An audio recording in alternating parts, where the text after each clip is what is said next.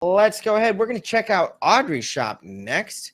And Audrey has got Art Colors Life Studio. Oh my goodness. Audrey is killing it.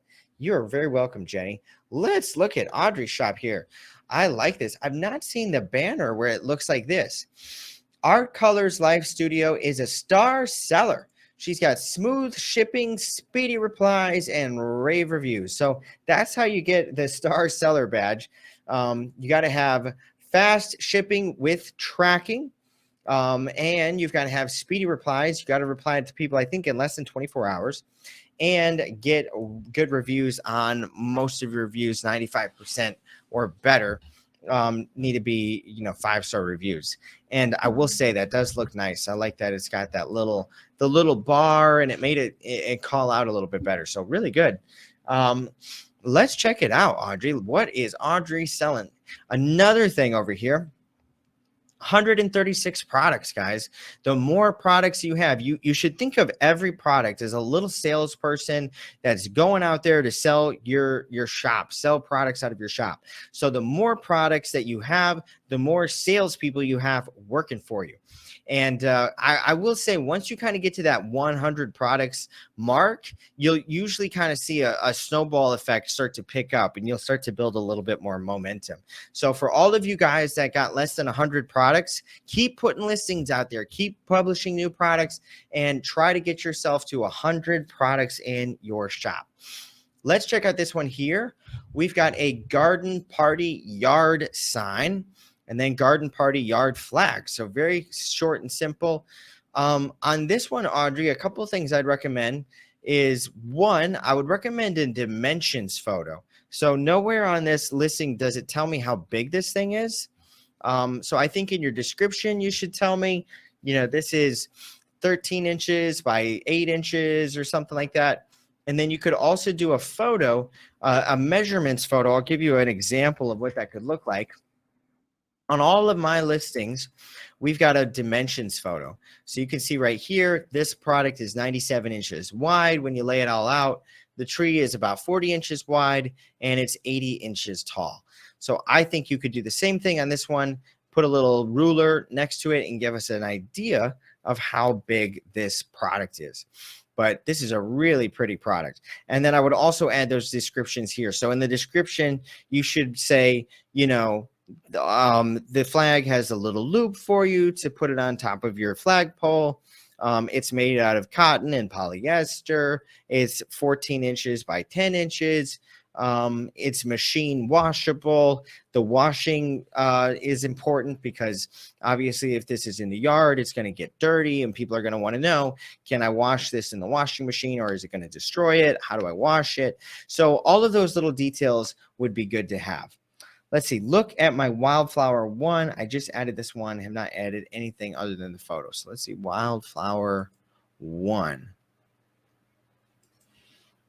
Let's see. Maybe this one? I'm not sure if you're talking about this one here. Okay, great. This one's great. So this one, we've got garden flag, wildflowers with dragonfly. 12 by 18 abstract floral is perfect gift for Mother's Day housewarming, spring and summer. Okay. Perfect. So you much better details on this one. I can see why this one's doing so well.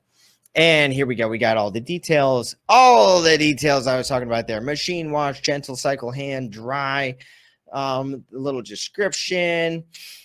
And you've got a single or double printed option right here. That's interesting. Very nice there. Looks good there. There we go. Now we see it against this brick. Available in 2 larger sizes in another listing. Okay. So if it is available on another listing, I would recommend putting a link to that listing down here. That way they could just click on over to it. Because you can link between your Etsy listings. So if you take this link up here, and you don't have to get the whole thing, because you can see it's pretty long. You just got to get up until the end of this number right here. That's the listing ID. So I would take that and I would paste that. I would go find the other listing and I would paste that into the description. That way they could just immediately click over and go find the other product of yours. Now you could even on this exact listing, there's no reason you couldn't put a drop down where they can choose the two different sizes, where they could choose a 12 by 18 or, you know, a larger one if they wanted to. So just a suggestion there. In more available in this series. Very fun. So if you have a lot of different designs or a lot of different products with this same design, which it looks like you do, you've got some wall art, you've got a shower curtain, um, a tote bag, pillows, all sorts of great stuff. I would recommend putting links to all of those listings down there in your description, because you've got a whole bunch of little ideas. And you know, somebody might really like a specific design and they want to go over and maybe they want to get a shower curtain. You know, I think that's a fun shower curtain. It looks really fun, you know, definitely would brighten up somebody's bathroom. So I would put links to all of those other products over there in the description. That way people can just click over and they can go ahead and get them checked out. So I would recommend doing that as well. Now let's check out your keywords here. We've got a long one. Garden, yard, flag, wildflowers. Actually, your first keyword is that one right there. Garden, yard, flag. Garden, yard, flag, 35,000. So it's kind of large, but if that's a good one for you, I wouldn't mess with it. The shower curtain is my best seller. That's so funny. I'm so smart. So smart. The best seller. That's great. I'm not surprised because people need the shower curtain all the time. Everybody needs to have a shower curtain. And it's something you look at all the time. So I'm not surprised it sells even more often than the flags. That makes perfect sense to me. Yeah, so linking over to it would be a great idea, because then all the people that land on this one, they're now going to have a whole bunch of other stuff to shop around in. So let's see, garden, yard, flag, and let's just add flowers. Garden, flowers, yard, flag. 2,285. So that's a pretty good keyword right there. A little bit less searches, a little bit less results, but probably pretty good level of competition for you on your shop because it's not quite as popular. And let's see, Karen with the keywords. We got flower, garden, flag. Let's check that one out. Flower, garden, flag, 4,743. Very nice. Okay. So yeah, I like it. I think you got great products, Audrey. Amazing designs, super fun. I think your keywords could be a little shorter, like this one here, colorful, abstract, art, wall clock. I think is kind of long. Let's check it out. 937. So for this one, I think you could just do, let's just do abstract art wall clock. And that gets you 4,417. So sometimes just removing one word from your keyword is going to boost your results quite a bit. And that's a perfect example of that one. So there we go. And then this rest of this stuff is a colorful accent piece for any room, a functional work of art.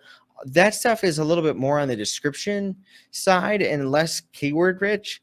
So I would probably remove those.